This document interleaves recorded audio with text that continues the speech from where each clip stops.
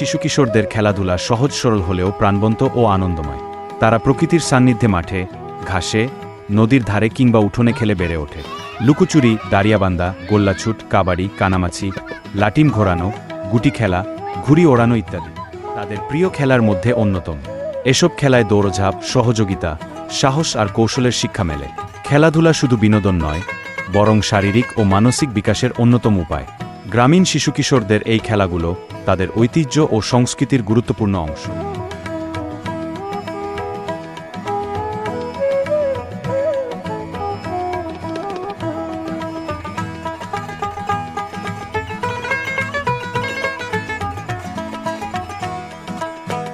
সাহিত্য, সংস্কৃতি, ইতিহাস, ঐতিহ্য, দর্শন, শিক্ষা বিষয়ক এ ধরনের আরও ভিডিও পেতে হলে চ্যানেলটি সাবস্ক্রাইব করুন, লাইক, কমেন্ট, শেয়ার করে পাশে থাকুন।